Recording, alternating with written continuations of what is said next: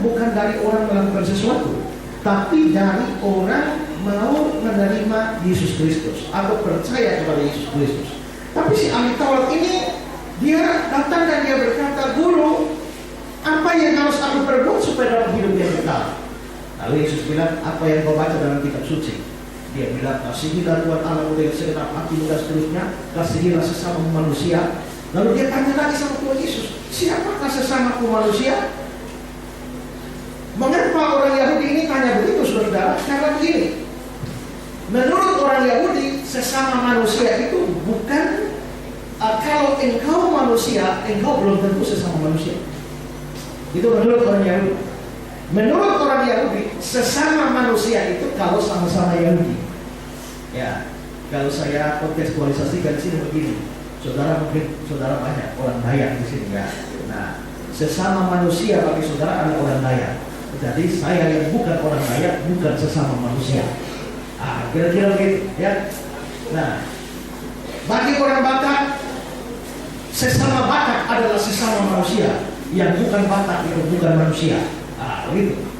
Nah, begitu juga orang Yahudi punya pikiran begitu, bahwa yang disebut sesama manusia itu bukan asal manusia, pasti sesama manusia. Tidak.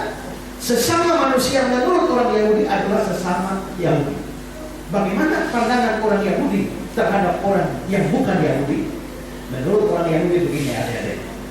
Tuhan Allah kan menciptakan neraka, ya kan? Neraka itu ada api. Api itu butuh kayu bakar. Nah, lalu dari mana kayu bakarnya? Tuhan menciptakan orang-orang bukan Yahudi untuk menjadi kayu api di api neraka. Itu menurut pandangan Yahudi. Karena itu bagi orang Yahudi itu sesama manusia itu bukan pokoknya asal manusia, sesama manusia. Tidak. Sesama manusia adalah sesama Yahudi. Makanya, saudara-saudara, ketika Tuhan Yesus bilang, "Kasihilah sesama manusia," lalu dia bilang begini, sesama manusia itu siapa? Nah, lalu ayat kita bilang, jawab Yesus, adalah seorang yang turun dari Yerusalem ke Yeriko. Jadi cerita ini, cerita orang Samaria yang murah hati, ini latar belakangnya karena ada persoalan tentang siapa itu sesama manusia saya. Nah, itu masalahnya. Nah, kalau cerita ini mengatakan ada seorang yang turun dari Yerusalem ke Yeriko. Lalu dia dirampok oleh para penyamun. Mengapa sampai bisa dirampok?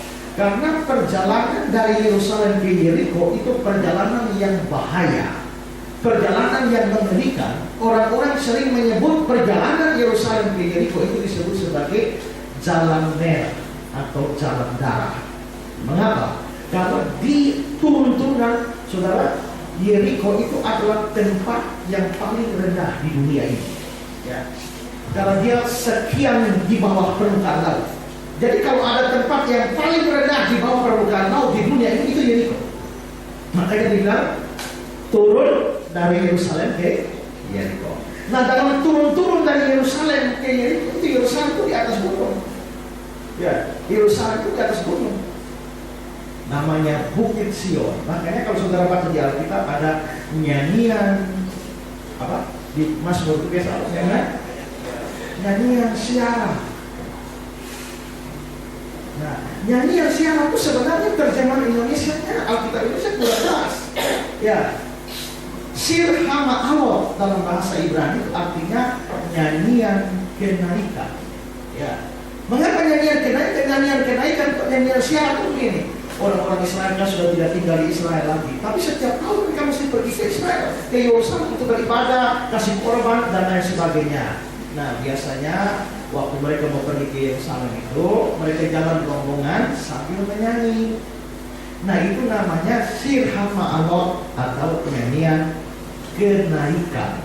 Alkitab Indonesia bilang nyanyian siara, tapi mesti nyanyian kenaikan. Karena ke Yerusalem itu naik, tapi karena Yeriko itu paling rendah, maka dibilang turun. Coba kembali ke teks kita mulai dari ayat pertama tadi, ya, ayat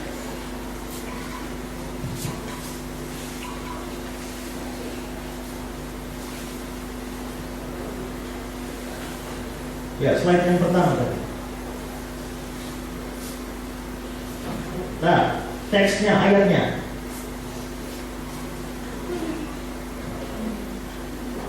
Tampilkan slide-nya dari yang slide 1. Ya, terus ini dia.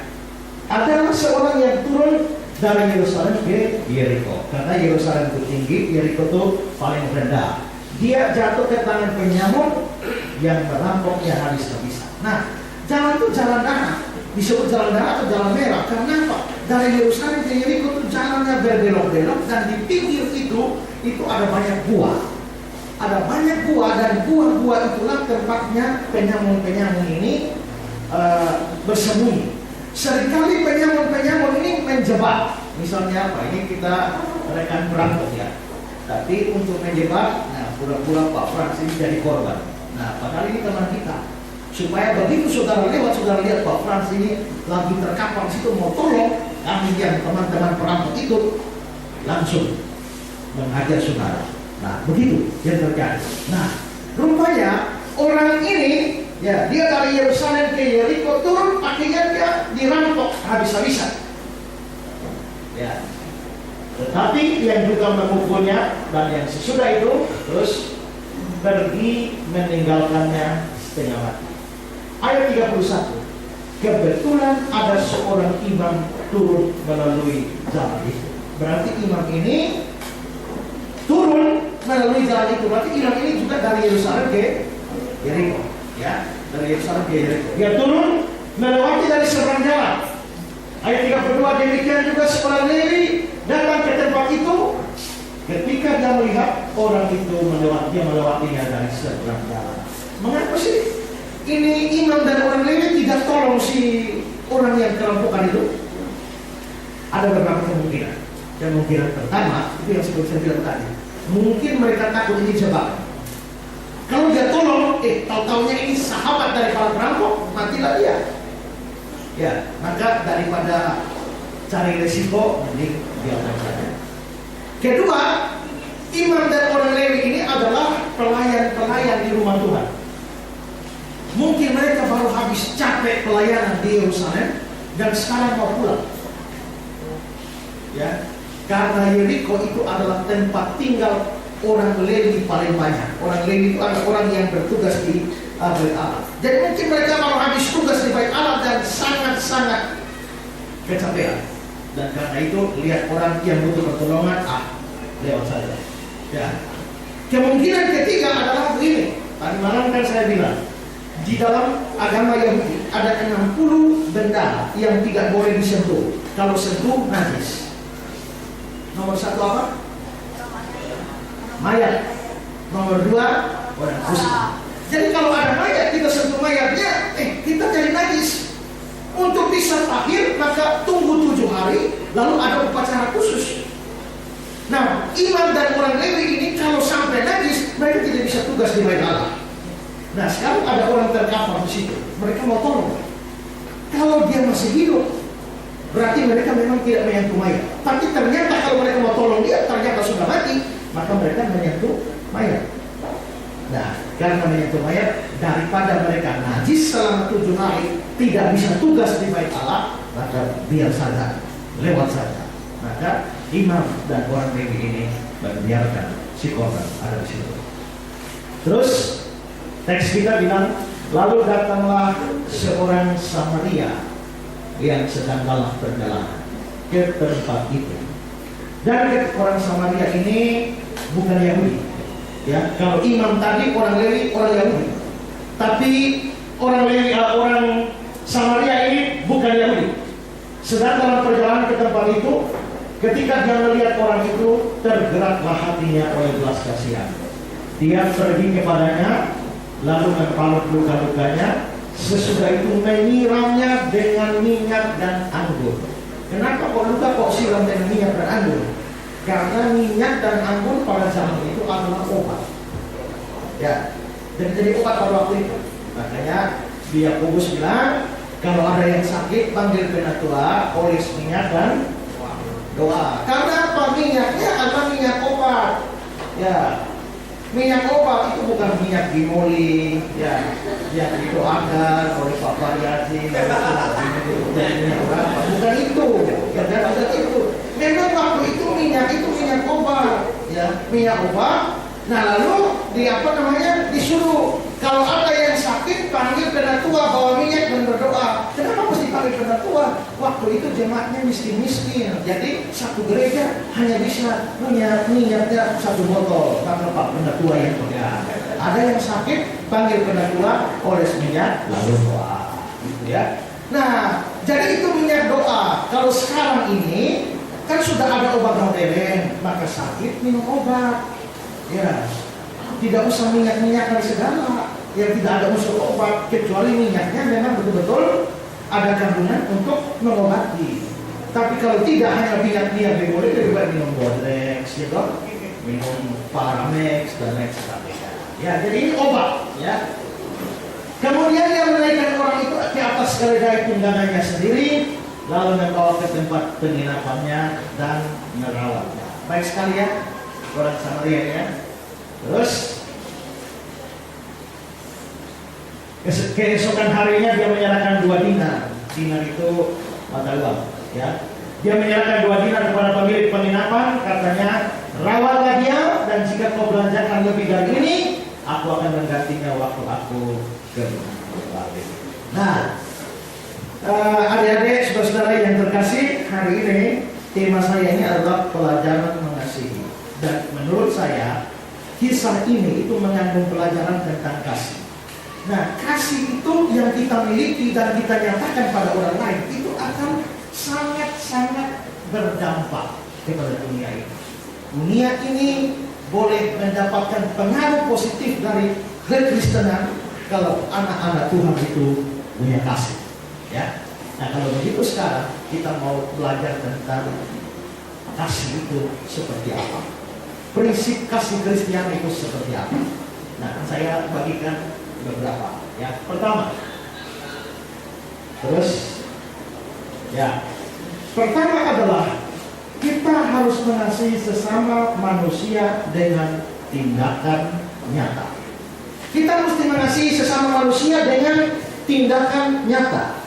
Kalau kita melihat si Samaria ini, waktu si Samaria ini melihat si korban, hal pertama yang terjadi itu apa? Ya, hal pertama yang terjadi itu coba kita lihat ayat 33. Coba lihat ya. Lalu datanglah seorang Samaria yang sedang dalam perjalanan ke tempat itu, dan ketika dia melihat orang itu, tergeraklah hatinya oleh belas kasihan. Jadi hal pertama yang terjadi ketika melihat orang susah, orang menderita, orang sengsara, yang terjadi adalah ada belas kasihan di dalam hatinya. Ya, ada belas kasihan di dalam hatinya. Nah, tetapi setelah ada belas kasihan di hati si Samaria ini, lalu dilanjutkan dengan tindakan nyata. Tindakannya apa? Tadi dia membalut luka-lukanya, ya, taruh minyak, taruh anggur, naikkan di keledai, lalu bawa ke rumah penginapan, kasih duit 2 dinar, masih pesan lagi, kalau nanti kurang saya akan datang ganti. Ya, berarti menarik bahwa dia mempunyai belas kasihan di dalam hati. Tapi belas kasihan ini tidak tetap tinggal hanya di hati.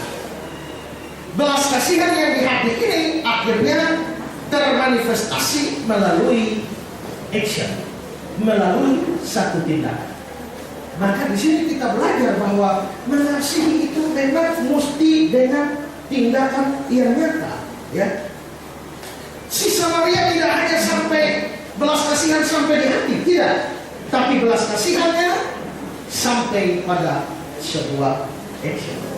Saya mau kasih kata-kata seorang penafsir, namanya Matthew Henry. Dia mengatakan begini: belas kasihan yang ada pada diri orang Samaria ini bukan belas kasihan yang berpangku tangan. Baginya belum cukup untuk sekedar berkata semoga cepat sembuh, semoga ada yang menolongmu. Tapi saat hatinya tergerak, dia mengulurkan tangannya kepada orang yang malang, yang miskin itu. Jadi tidak hanya wah si Samaria lihat ada orang sengsara di dia, semoga cepat sembuh, ya. Semoga ada yang menolong selama tinggal. Tidak. Tapi setelah hatinya tergerak oleh belas kasihan, tangannya bekerja untuk menolong. Saya selalu mengamati kalau tiap kali banyak orang, saya tahu di sini, tapi kalau di Timur orang doa makan itu biasa ada formulanya. Bapa di surga, sekarang kami mau makan, ya, kami terima kasih untuk makanan ini. Kami teringat untuk orang-orang yang miskin, yang tidak punya makanan dan lain sebagainya. Berdoa. Nah, kiranya Tuhan menolong mereka dan memberi mereka makanan hari ini yang secukupnya. Nah, tiap kali doa makan selalu ada berdoa untuk orang miskin. Pertanyaannya adalah, setelah itu pernah beri pada orang miskin atau tidak? Atau hanya orang miskin hanya muncul di dalam doa-doa saja, tapi tidak pernah ada action. Ya, tidak pernah ada action. Nah, itu berarti bahwa belas kasihan hanya ada di hati kita. Padahal firman Tuhan bilang tidak. Kasih Kristiani itu bukan sesuatu yang hanya di mulut. Coba kita bandingkan dengan satu ayat, Yakobus 2:16. Dan seorang dari antara kamu berkata, maksudnya ada orang yang tidak punya apa-apa, ya, mau bepergian, dan seorang dari antara kamu berkata, selamat jalan, kenakanlah kain panas, makanlah sampai kenyang, tapi dia tidak memberikan kepadanya apa yang perlu bagi tubuhnya. Apa gantungannya itu?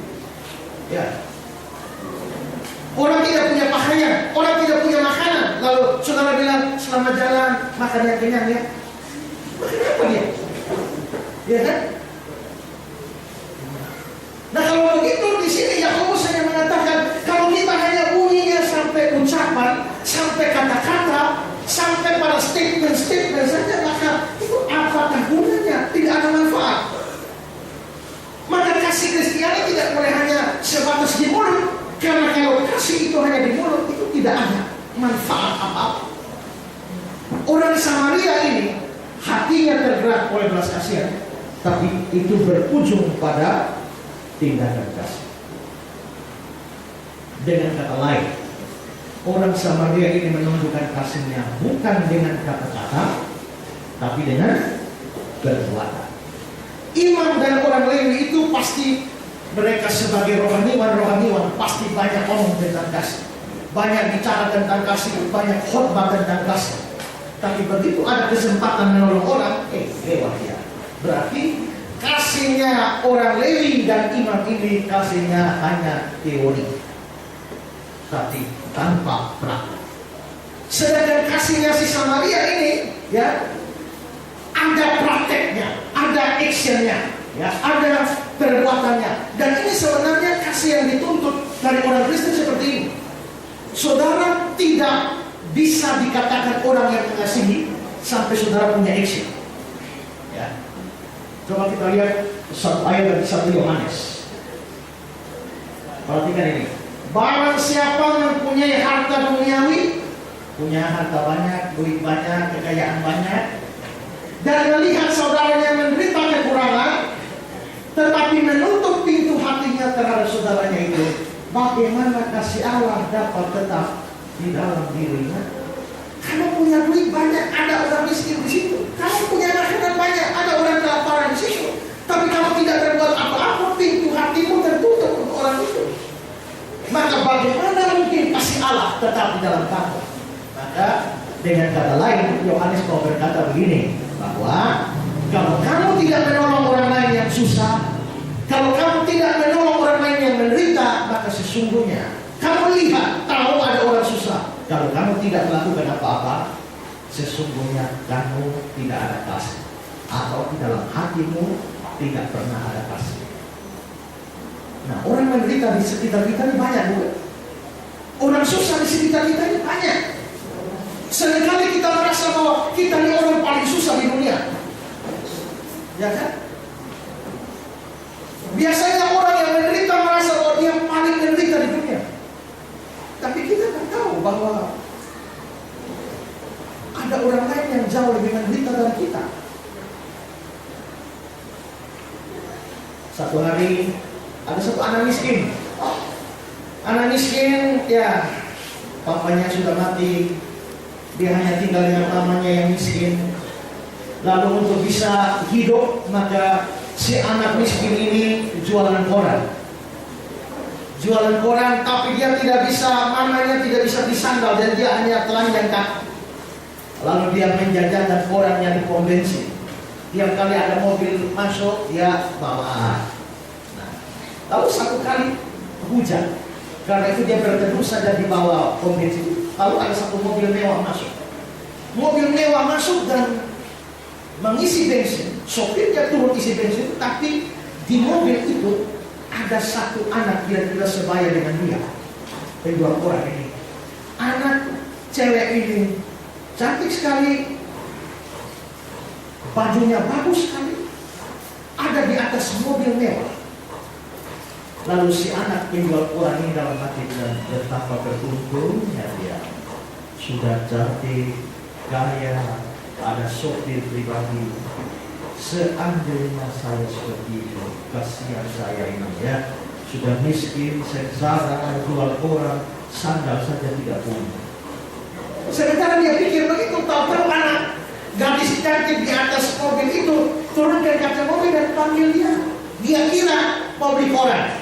Dia lari datang koran, tidak. Lalu si gadis cantik itu berkata kepada anak penjual koran ini, maukah kamu mengganti saya duduk di sini? Kaget dia. Ini orang kaya raya, kok suruh saya ganti? Lalu dia tanya, kenapa? Bukankah kamu enak, kamu nyaman, kamu betul-betul menikmati hidupmu, kenapa suruh saya ganti? Tiba-tiba dia masih belum selesai omong, gadis itu buka pintu mobil. Begitu buka pintu mobil, ternyata dia kaget, dia lihat gadis cantik itu ternyata putus di sini, tidak punya dua kaki. Maka saudara-saudara, anak penjual koran langsung balik dan kabur dari situ. Di pojok sana dia bersyukur, Tuhan, saya berterima kasih Tuhan.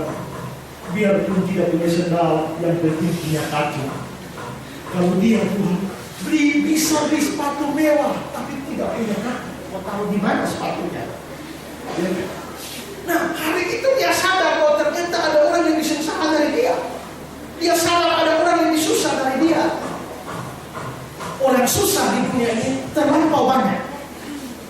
Dan Tuhan Yesus bilang, orang miskin selalu ada padamu.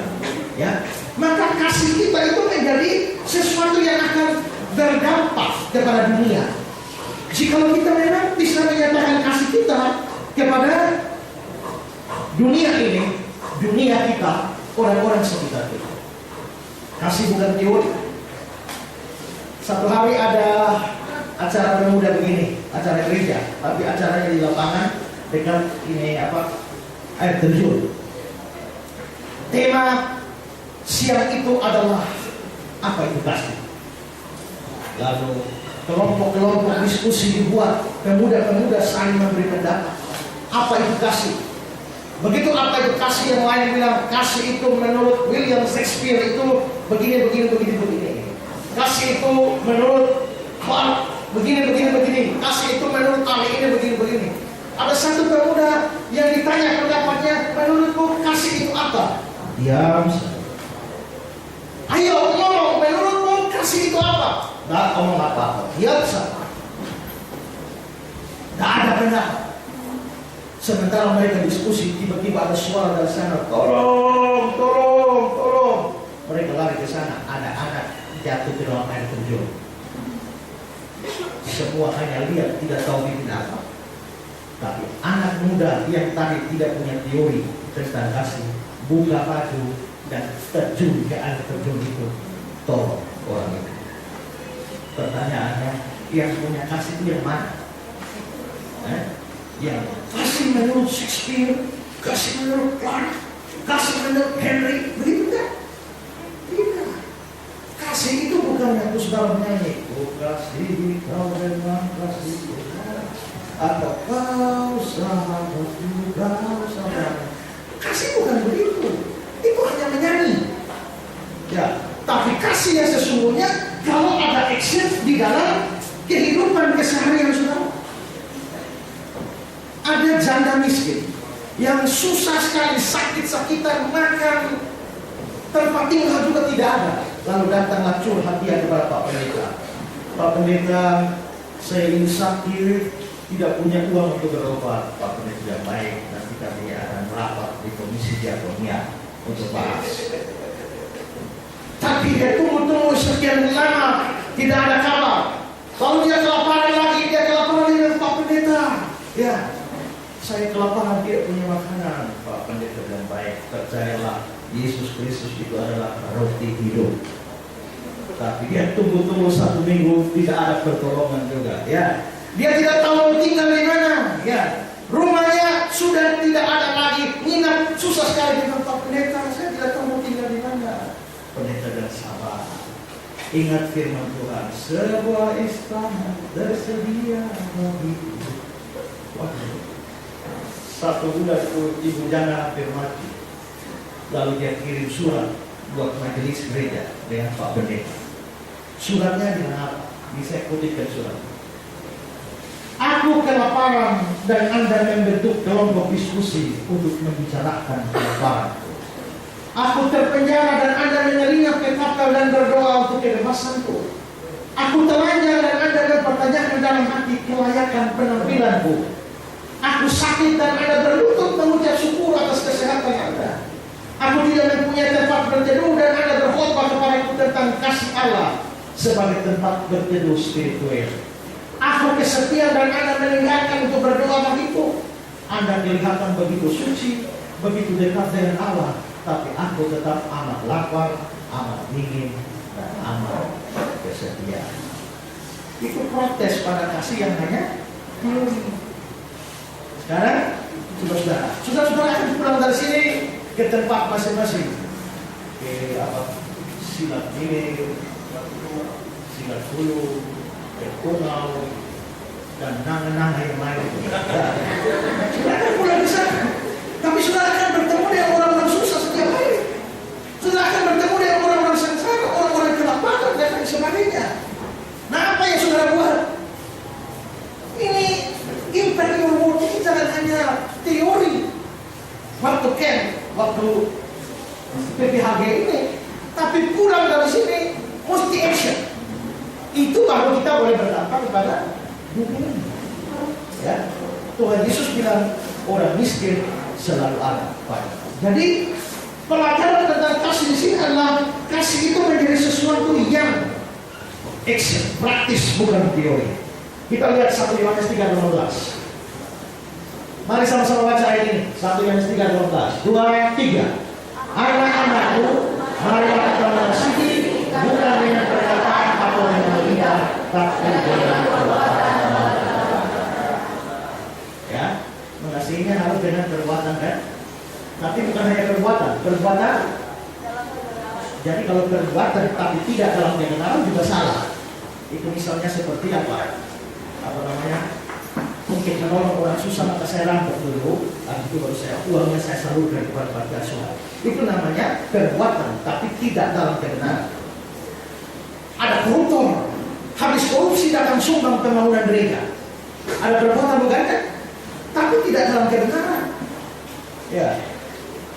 Nah, harus dalam perbuatan, harus dengan perbuatan, tapi mesti dalam kebenaran. Jadi pelajaran pertama tentang kasih itu apa? Kasih itu apa? Harus diwujudkan dengan tindakan nyata. Sekarang yang kedua. Yang kedua adalah kita harus mengasihi atau menolong sesama tanpa pandang bulu. Ya, tanpa pandang bulu. Tadi sudah saya jelaskan ya bahwa orang Yahudi, menurut orang Yahudi, sesama manusia itu adalah sama-sama Yahudi.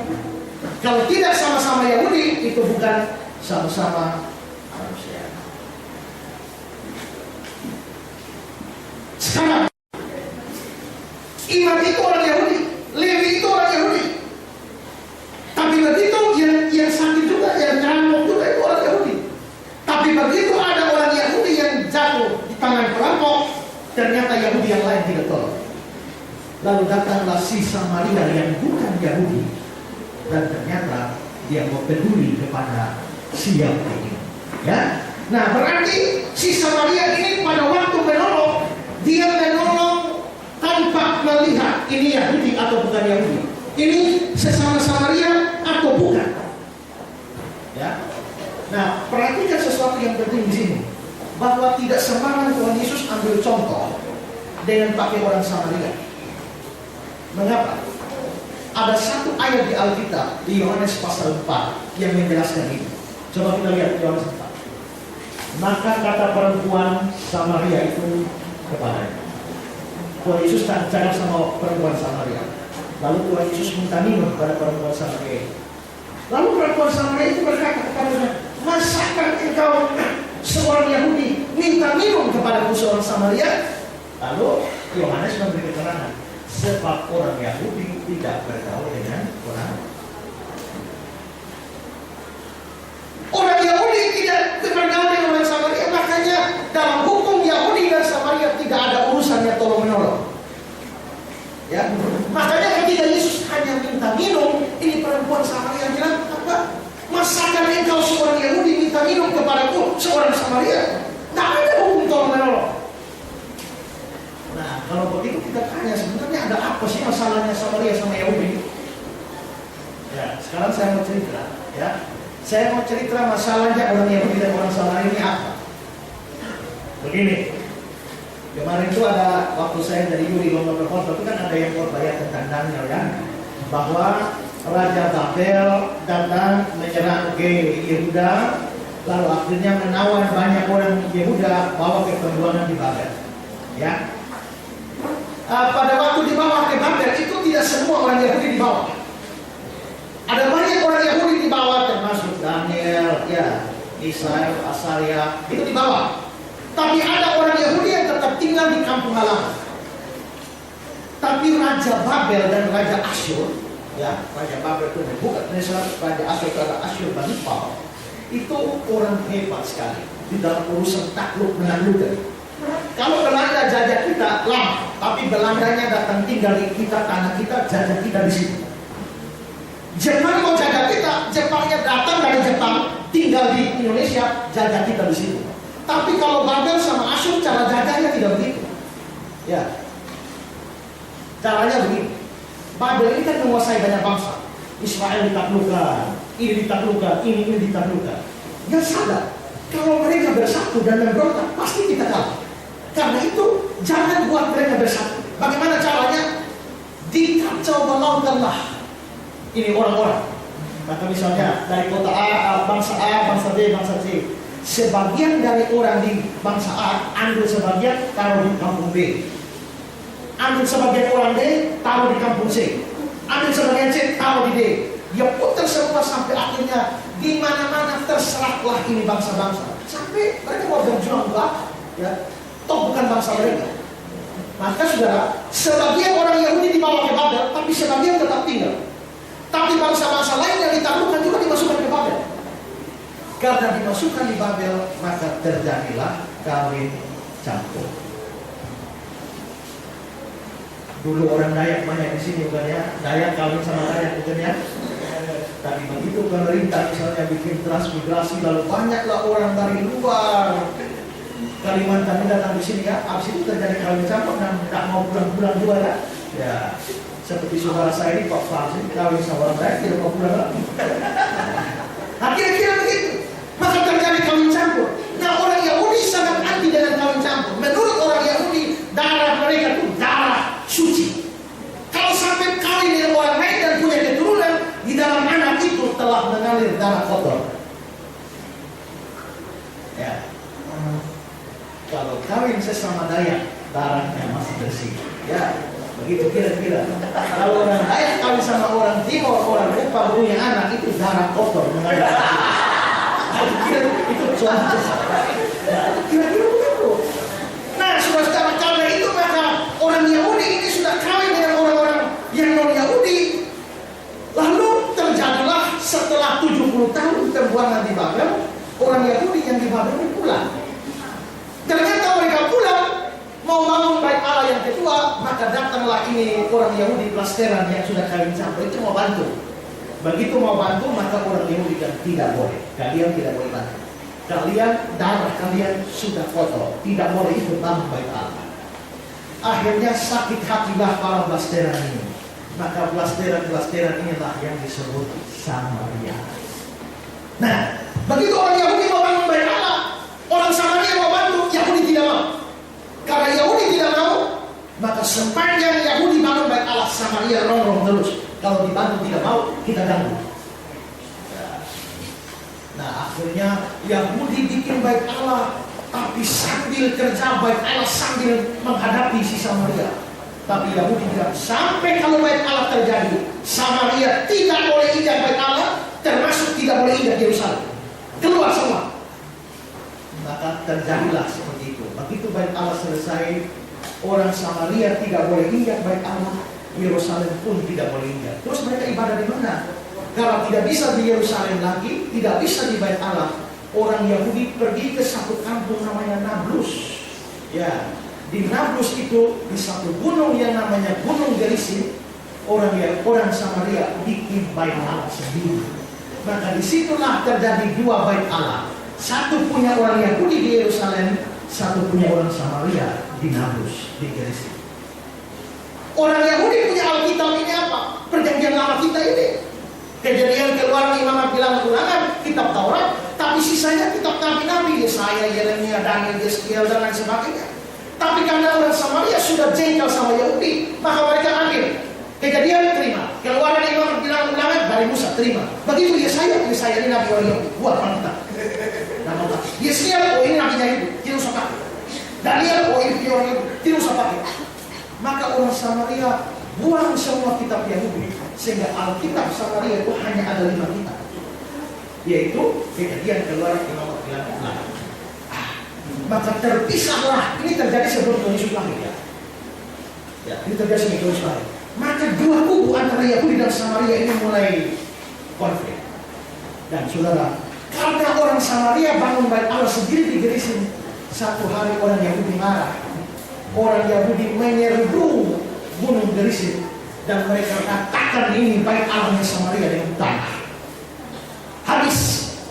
Maka orang Samaria sakit hati dengan itu. Orang Yahudi anti sekali dengan orang Samaria, ya, anti sekali dengan orang Samaria. Misalnya ya, ini orang Yahudi mau berpergian dari sini mau ke situ, tapi di sini kampung Samaria. Mestinya kalau mau dekat langsung saja ke sini, tapi mesti lewat kampung Samaria. Orang Yahudi tidak akan cari jalan pendek kalau lewat Samaria. Maka mereka mesti cari jalan panjang, muter ke sini, ke sini, ke sini, begini, terus.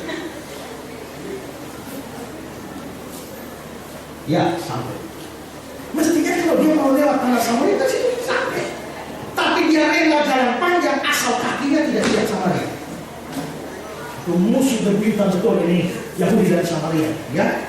Nah, bukan cuma itu. Ngomong kata Samaria saya tidak mau, kecuali mati. Ya, kalau mati boleh pakai kata Samaria. Tapi kalau ngomong baik-baik, tidak ada kamusnya orang Yahudi dan orang Samaria itu ngomong baik-baik. Ya. Coba lihat Yohanes 4 ayat 20. Saudara, ini kata-kata perempuan Samaria itu. Nenek moyang kami menyembah di atas gunung ini. Gunung apa? Gunung Gerizim. Karena mereka punya ini sendiri, ya. Terus coba lihat Lukas 10. Perhatikan ini ya. Tadi ada orang yang dirampok. Orang imam lewat tidak tolong. Orang Lewi tidak lewat tidak tolong. Lalu yang tolong adalah orang Samaria. Sekarang lihat ayat ini. Tuhan Yesus tanya, siapakah di antara ketiga orang ini? Ketiga orang ini siapa? Imam, Lewi, Samaria. Menurut pendapatku adalah sesama manusia dari orang yang jatuh ke tangan Imam. Jadi dari Lewi, Imam, dan orang Samaria, siapa yang menjadi sesama manusia? Orang Samaria kan? Mestinya kalau jawab ini Samaria, tapi lihat isi Yahudi jawab. Ayat 7. Jawab orang itu. Orang Samaria. Oh tidak, dia tidak ngomong Samaria. Jawab orang itu. Orang yang telah menunjukkan belas kasihan kepadanya. Kalau dia ngomong Samaria, itu satu kata saja, Samaria, selesai. Tapi daripada mulut keluar Samaria, dia rela ngomong panjang 7 kata, asal menghindar kata Samaria. Fanatik sekali orang itu. Nah, tapi jangan kira orang Samaria juga orang baik, tidak. Ya, karena Samaria dendam baik Allah mereka pernah diruntuhkan, maka satu hari, tadi saya bilang ya, bagi orang Yahudi sentuh mayat itu najis. Bukan cuma mayat, tulang-tulang dari kuburan itu najis. Satu hari orang Yahudi mau bikin perayaan, maka orang Samaria yang benci Yahudi, mereka pergi ke kuburan umum, mereka gali ini tulang-tulang di kuburan-kuburan, tengah malam mereka sebar seluruh tulang penuh halaman baik Allah. Besoknya orang Yahudi mau ibadah, tidak jadi ibadah karena baik Allah najis gara-gara tulang-tulang orang mati. Terus orang Samaria juga bikin aturan, berani ada orang Yahudi injak tanah kita, habisin dia. Jadi mau kemana-mana silakan putar jalan panjang, jangan ikut tanah Yahudi, ya tanah Yahudi. Dan ini pernah terjadi. Kalau mereka orang Yahudi suka menganggap orang Samaria itu seperti orang kerasukan setan. Ya, coba lihat ini. Orang Yahudi menjawab Yesus, bukankah benar kalau kami katakan bahwa engkau orang Samaria dan kerasukan setan? Nah, itu makian. Dan kalau maki boleh, tapi kalau omong baik-baik tidak boleh. Ya, omong baik-baik tidak boleh. Nah, sekarang perhatikan lagi Lukas 9. Terus next. Saudara perhatikan lagi ini. Dan Yesus mengirim beberapa utusan mendahului dia. Mereka itu pergi lalu masuk ke satu desa orang Samaria untuk mempersiapkan segala sesuatu baginya. Ayat 63. Tetapi orang-orang Samaria tidak mau menerima dia. Orang Samaria tidak mau terima Yesus. Kenapa? Karena perjalanannya menuju Yerusalem punya orang Yahudi.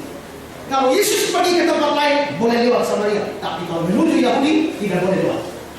Nah, itu hukum mereka. Jadi saudara-saudara, rupanya antara Yahudi dan non-Yahudi ada dendam kesumat bertahun-tahun. Begitu Tuhan Yesus lahir di dunia ini pun mereka sudah dendam, sudah lama, ratusan tahun. Nah sekarang saudara, ternyata begitu cerita ini, imam lewat tidak tolong, orang Samaria lewat justru tolong. Padahal ini musuh. Berarti si Samaria itu telah menyatakan kasihnya tanpa pandang bulu, bahkan lebih daripada itu adalah kasih kepada musuhnya.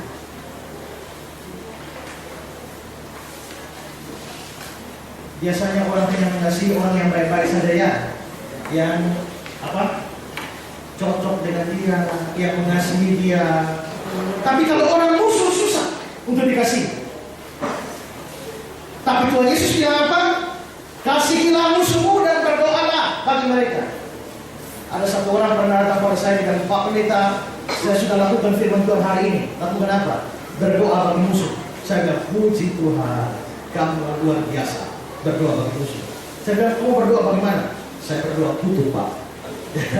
Jadi dia berdoa untuk musuh, tapi berdoa kutuk. Kiranya Tuhan kutuk dia. Ya, itu juga berdoa, tapi doa kutuk. Tuhan bilang, mintalah berkat bagi mereka ya yang benci atau menganiaya kamu.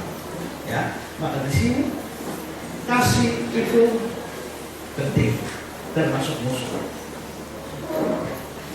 Ada yang punya musuh?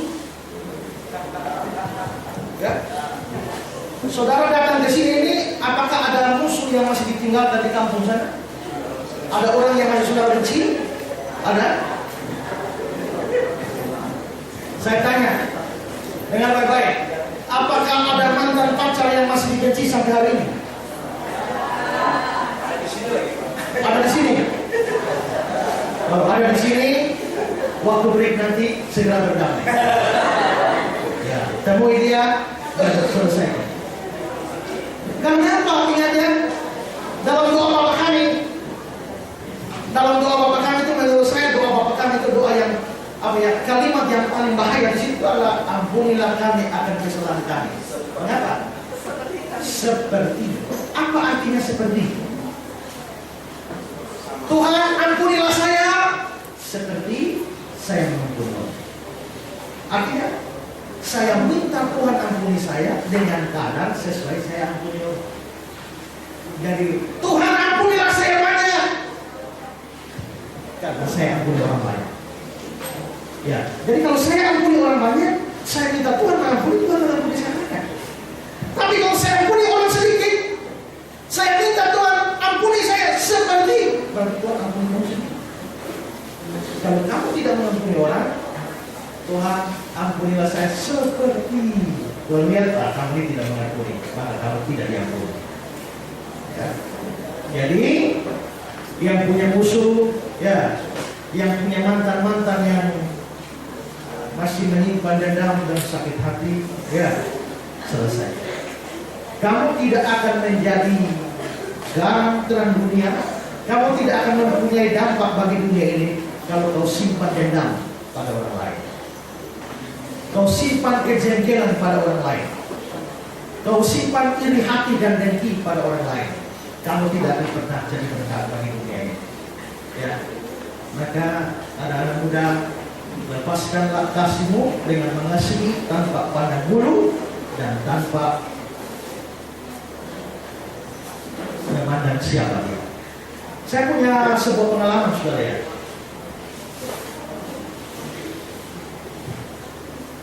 Pernah di rumah saya ada persekutuan. Nah ini kalau zaman dulu di Kupang itu hanya ada gereja gemi, dan kalau menyanyi tepuk tangan orang anggap ini gereja Pentakosta. Ya. Karena kami persekutuan nyanyi tepuk tangan mereka, nah itu aliran sesat. Maka sementara nyanyi tepuk tangan mereka akan baku sikat nyerubah. Ya, sikat. Rumah saya tuh sengnya bocor-bocor, kacanya pecah dulu. Tapi kami nyanyi terus. Lalu saudara, satu hari sementara kami habis ibadah, datanglah satu rombongan pemuda, banyak sekali, kira-kira sekitar 30 orang. Lalu pemimpinnya tuh maki saya bersama-sama dengan keluarga saya, maki sehancur-hancurnya. Lalu dia maki, kami hanya satu keluarga, hanya dia. Karena satu keluarga hanya dia, terus dia naik dan mau memukul bapak saya. Begitu dia naik mau pukul bapak saya tidak biarkan orang tua saya dipukul. Lalu akhirnya saya menyapa dia di situ, dan terjadilah perkelahian hebat antara saya dan dia hari itu. Tapi dibubarkan oleh aparat. Ya. 2 minggu lalu, ulang peristiwa yang sama. Ini tengah malam, kira-kira jam 1 pagi, datanglah sekitar 30 orang menyerbu, dan mereka maki segala macam dari orang tua saya, mau pukul orang tua saya, dan celakanya saya tidur dan tidak sadar. Begitu saya bangun pagi, diceritakan bahwa tadi malam mereka datang lagi dan maki-maki keluarga kita dan mau memukul bapak kamu. Dan saya marah, saya bilang, si Markus ini harus mati. Namanya Markus, dia mesti mati. Nah ada mobil demo atau mikrolet angkot yang keliling-keliling dari muka rumah, dan angkot itu angkot punya tetangga saya, dan saya lihat si Markus ini lagi ya jalan-jalan saja dengan mobil ini, dengan demo ini, mikrolet ini. Lalu saya pikir, saya lihat dia sudah balik sekian kali, ya mesti mati. Saya langsung cabut pisau, simpan di sini dan saya tunggu. Dalam pikiran saya, pada waktu demo itu berhenti, saya akan pura-pura naik mobil. Kan dia duduk di depan. Begitu saya naik mobil, langsung sikat dia. Pak! Begitu pasti dia akan turun dari mobil. Begitu dia turun, langsung tusuk. Habis. Ya. Sudah tunggu dia, dan saya rencana betul-betul hari itu bunuh dia. Sementara saya rencana bunuh dia, dan dalam keadaan marah, papa saya berteriak, ya, Esra, jangan begitu. Anak Tuhan tidak boleh seperti itu. Anak Tuhan tidak boleh balas dendam. Saya bilang, bapak dia, jangan ikut campur. Ini urusan anak muda. Tapi bapak saya berteriak dari jauh, Esra, ingat Keluaran 14 ayat 14. Tuhan akan berkenan mengganti engkau, dan engkau hanya diam saja. Kalau saya bilang, gara-gara bapak percaya ayat begitu, orang injak kepala pun. Biarkan ayat itu, saya tidak peduli. Saya mau dibunuh orang. Tunggu. Putaran mikrolet berikut, dia tidak ada. Lolos dia. Ya, lolos dia. Tapi saya karena tidak ketemu di hari itu, saya tetap menyimpan dendam. Ada kesempatan, dia mesti mati. Sudah ada lama berlalu. Ada acara di kampung sebelah, dan si Markus ini hadir di sana. Lalu si Markus ini bikin kekacauan juga di kampung sebelah. Ya, maka orang kampung sebelah marah, mereka bawa parang, batu kayu sama anak-anak kejar si Markus itu. Maka dia lari loncat-loncat dari kampus sebelah, tapi ini sudah bocor dengan darah semua. Dan dia lari dikejar oleh orang satu kampung dengan segala macam alat tajam. Dan dia lari, saking bingungnya, lari masuk rumah saya, sembunyi di kamar. Begitu dia masuk di kamar, saya kaget dia. Saya panggil adik-adik, mari, sekarang daging sudah datang. Hari ini mati dia. Tuhan telah membawa musuh kita ke dalam tangan kita. Ini masuk di kamar rumah saya, selesai di hari ini. Ya. Saya masih panggil adik-adik saya. Rencana saya lah, kita masuk di kamar, kunci kamar. Saya dan adik-adik ada 4 orang. Kita kunci baru kita hajar dari sini. Ya. Nah, maka saya panggil adik-adik saya, semua sudah datang dan siap pergi untuk hajar orang ini. Tapi begitu masuk kamar, sebuah pemandangan yang tidak biasa terjadi. Si Markus terkapar dengan darah di tubuhnya. Tapi mama saya sedang berlutut di sebelahnya dengan air panas, dan semua orang mempompes dia, membersihkan luka-luka semua dari si Markus. Saya heran mengapa mama saya bisa seperti itu. Seandainya dilepaskan, si Markus sudah jadi almarhum. Tapi mama saya memberikan satu teladan. Bagaimana orang menyakiti secara hebat sekalipun, tapi orang Kristen harus tetap melakukan kasih. Apa yang mama saya berikan, lakukan hari itu, mama saya tidak omong apa, tapi apa yang saya lihat ini sangat berdampak pada hidup saya. Kamu tidak akan berdampak bagi dunia ini kalau kamu masih simpan amarah, dendam, kebencian pada orang lain. Kalau marah, benci, dendam pada orang lain, siapa tidak pernah? Saya dulu pernah pacaran, saudara. Pacaran dengan pacar saya cukup dekat hubungan kami. Sampai satu hari dia datang dengan Kak Isra, saya mau beritahu, saya sudah hamil. Kau jangan lihat saya yang curiga, bukan saya yang curiga. Bukan hamba pelakunya. Dia datang memberitahu saya bahwa dia hamil. Silakan dia hamil dengan orang lain. Dan hari itu saya marah luar biasa.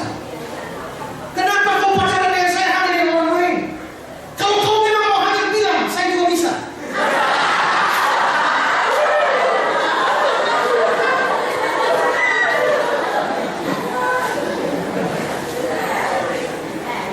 Saya lama sekali hari itu.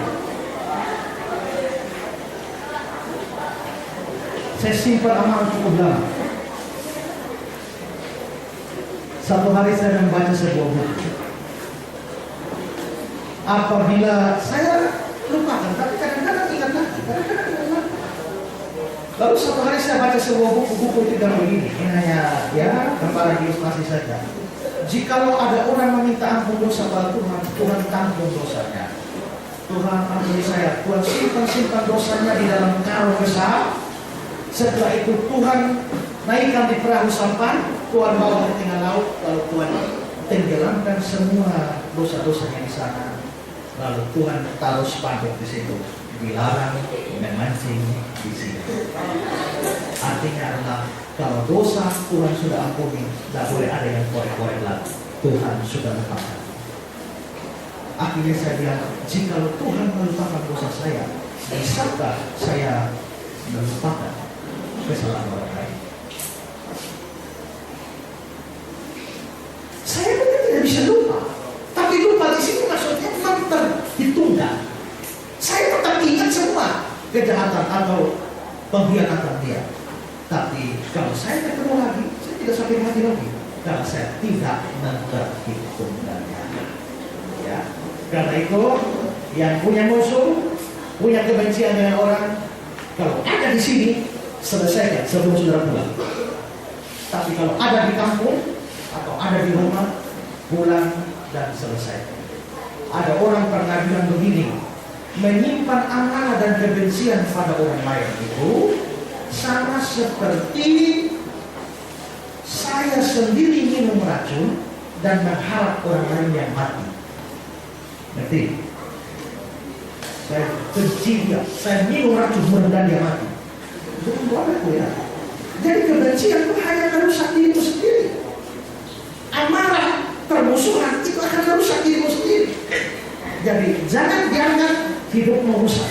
Jangan biarkan masa depanmu hancur hanya dengan kebencian. Ya, kamu akan berdampak pada duniamu kalau kamu mengampuni. Yesus bilang apa? Ya Bapa, ampunilah mereka karena mereka tidak tahu apa yang mereka lakukan. Ketiga, terakhir, kita harus mengasihi dan menolong sesama dengan tulus tanpa mengharapkan imbalan. Si Samaria waktu tolong, dia bawa ke sana, dia masukkan rumah penginapan, lalu dia kasih 2 dinar, lalu dia bilang rawatlah dia.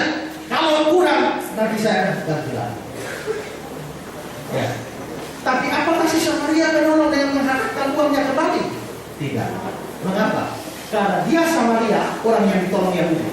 Tidak ada urusannya antara Yahudi dan Samaria. Sehingga nanti kalau si Yahudi sehat kembali, tidak ada urusan bisa tagih utang. Tidak ada. Dan itu berarti bahwa waktu si Samaria tolong dan mengeluarkan duit, waktu tenaga, dia betul-betul lakukan dengan tulus tanpa mengharapkan imbalan apa. Kasihmu baru kasih sungguh-sungguh. Kalau kamu bisa lakukan itu pada orang lain tanpa mengharapkan imbalan, ya, tanpa mengharapkan imbalan. Ada satu ayat di dalam, ya, Matius 6 ayat 4. Hendaklah sedekahmu diberikan dengan tersembunyi. Bapamu yang melihat tersembunyi akan membalasnya. Jadi bukan manusia yang balas, tapi Tuhan yang akan balas. Karena itu saudara-saudara, kasih kita harus menjadi kasih yang tulus. Dari hari ini kita belajar 3 hal tentang kasih. Pertama apa? Kasih harus dinyatakan dengan tindakan nyata. Kedua, kasih tidak boleh pandang bulu, musuh sekalipun harus dikasihi. Dan ketiga, kasih itu harus tulus tanpa mengharapkan imbalan. Selamat mengasihi. Dan sekali lagi saya tekan poin kedua, berdamailah dengan orang, ya, sebelum semuanya terjadi. Tuhan memberkati.